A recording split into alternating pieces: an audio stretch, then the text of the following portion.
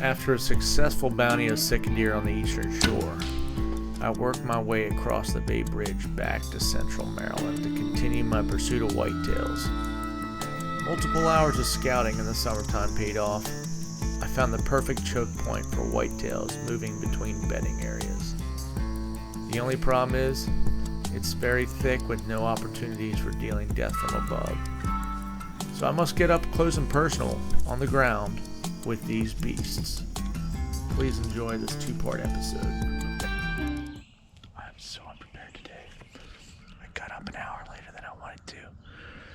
And then to try to get down here as fast as possible, instead of blowing up my raft, I crossed this river. And I'm soaked. Right now. This is going to be a very rough draft edition of Dazzy, but I'm getting in there and I'm killing a deer. That's primary. So let's get after it, baby. It's a cold one today, man.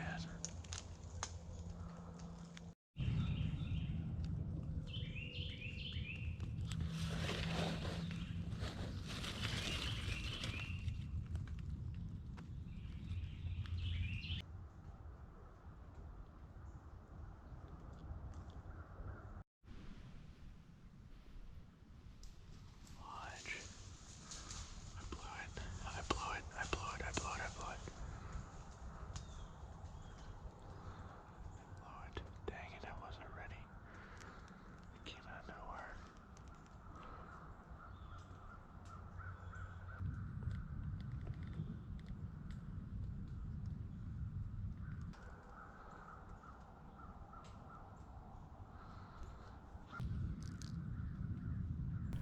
"10 minutes later, a lone deer from the group that was spooked was brave enough, or dumb enough, to make its way down my trail.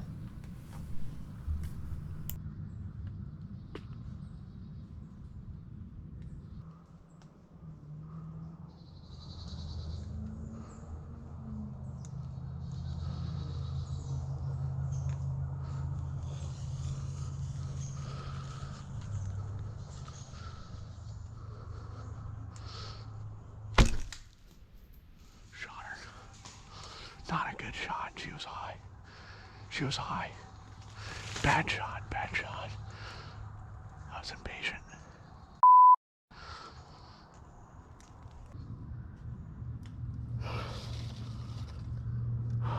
What the heck? I aimed too high. It was like a neck shot. That's not good.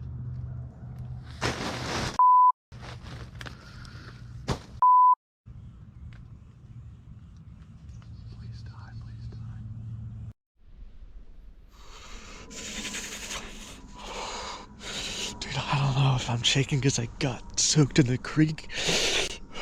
I shot this thing and I was barefoot. All my socks were soaked. My pants are soaked. I'm also shaking because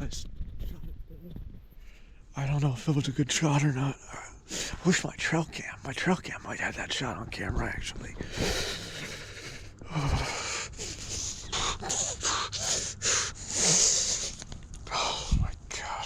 Can't stop shaking. Oh my, what the freak?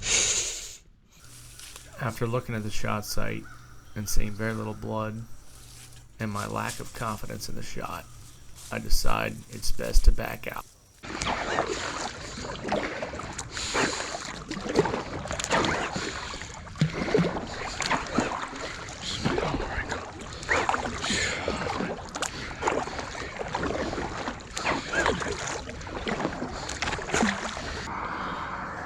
I don't know, man. I'm 50-50. 50% tells me that she's dead. 50% tells me that she's probably gonna live, which sucks. So, I mean, I did pretty much everything I could in that situation. She was 13 yards broadside, man. Like, you can't ask for a better shot than that. That's just the way it goes sometimes. Yeah, we're gonna see. We're praying. I'm praying the Lord helps me bring a deer out. If we can find it quick and get it out, I'm going to go back out in the evening and get to my other spot that I think will have pretty high probability of killing a deer in the evening, and I'm going to go with my compound bow on the ground as well. Just trying to get better at shooting deer from the ground. So we're going to wait for Zach, and hopefully we can make this happen. Dear Jesus, please give me success. Let this deer die quickly, painlessly, and in a spot where I can get it out easily. In your name I pray, amen. Let's go. Let's do it, baby. We're heading down to find this deer, hoping that she's dead. It always helps with another set of eyes. We got those tracking dogs on standby that are just waiting to see what we found.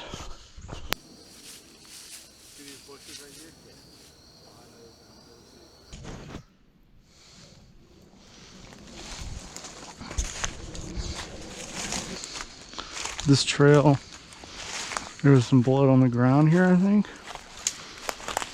Is that blood? Yeah. There we go. Yeah. Let's go this way a little bit. Here's some blood. There we go, baby. That's good. Let's take a look at that. Yeah, she did make the turn. Something down here to show the last blood. Put an arrow, maybe? And put an arrow right here.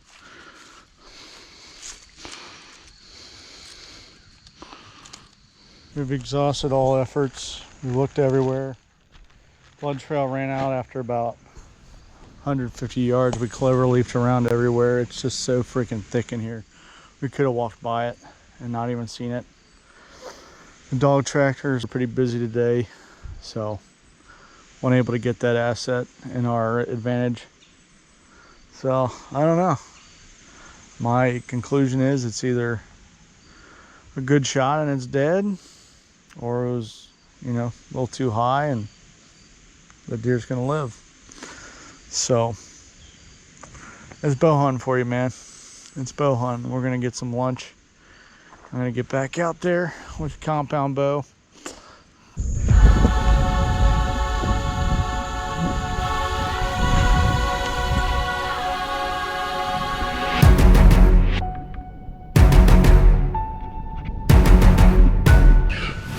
Call me a star, yeah, I'm a breakout, yeah, I broke out. I got the moves, yeah, watch me fake out. I'ma take you out. Yeah, I was born for this. Full with a fist, living on top of the beds. I'ma compete, they up on their feet. I'm getting them out of their seats. Love for the grind, love for the chase. No doubt in my mind, I'm sprinting out of the gates, not up with the paint. Make no mistake, breaking the tape. I'm never faking the records I'm breaking. You know what's my fate. Made it to the release point for my bike. I should not have eaten Chipotle before biking this. Holy crap.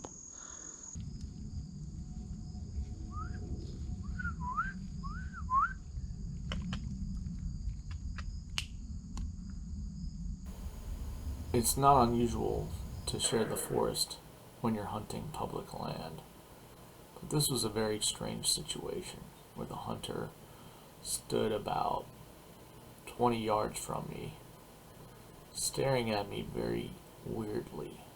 So I got a little concerned.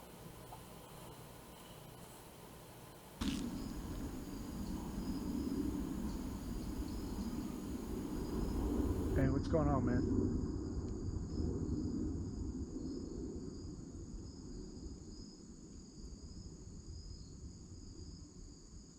Can I help you? He didn't say one word in response and kept staring, so I got concerned and I texted my buddy Zach my location, just in case something went down.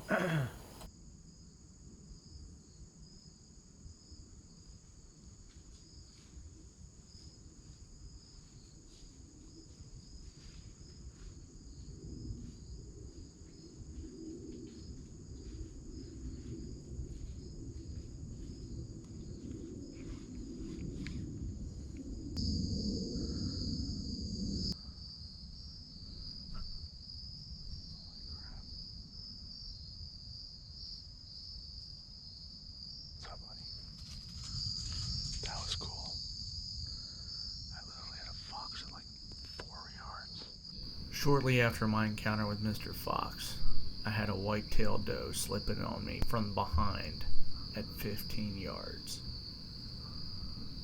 We had about an 8-minute standoff of her trying to figure out what I am and me trying to minimize movement. Thankfully, my ghillie suit kept me concealed and she just wandered off.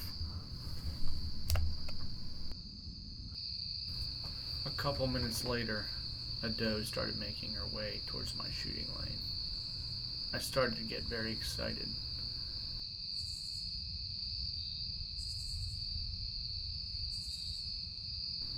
Little did I know, but 7 of her friends would be shortly behind, and there would be multiple eyes watching for movement.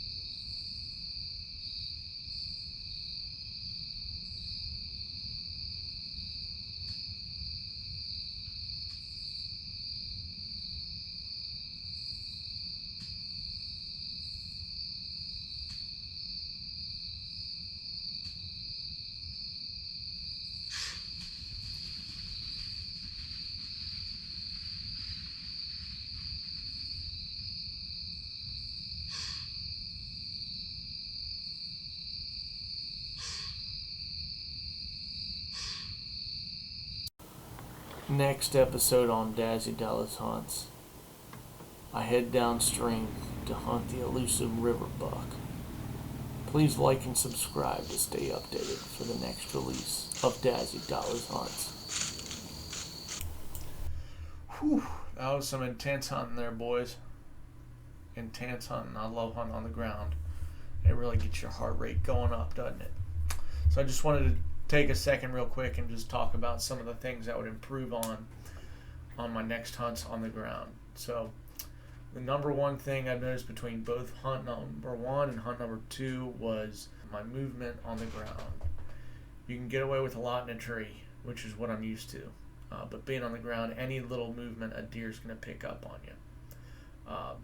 Hunt number 1, mistake was getting into position too late. The deer were coming. I heard them coming. I grabbed my bow and kind of moved forward like this, and they saw that, and they kind of ditched off to the side. Hunt number 2 was when I had deer all around me, and I was trying to look at the one that was in my shooting lane. I was not going to shoot the one to my right, which was the closest one. So I glanced over quickly to the deer that was in front of me, and the deer to my right picked up the movement. So you got to be quick on the move. Mistake number 2 was positioning. I didn't block off my rear when I was setting up on the ground in hunt number 2. I needed to put something to keep that deer from seeing me the one that came up behind me. The other thing I got to work on is I got to practice shooting from the ground with my bow. I was not comfortable with my longbow on the ground, seated position. So that's one thing I would do over again, is practice shooting from the seated position. It was kind of awkward for me pulling it back because it's such a tall bow. I kind of had to hold it weird, and then just sitting down. I usually cant the bow a little bit. In this video, it wasn't canted. So, not the best shot. I typically use point of aim, and my point of aim is a little high at 15 yards. For some reason, I aimed a little higher than I should have. But I did go back with my baby to the shot site to retrieve the camera, and we could smell a dead deer. Couldn't pinpoint it. We walked around for a while trying to find it. The wind was kind of swirling, but we smelled a dead deer in an area that I don't think a lot of people hunt. So I feel like I did kill it, and it became coyote food, unfortunately. Thanks again for watching, guys. Once again, execution over excuses. Kick it in the thickest with the crickets.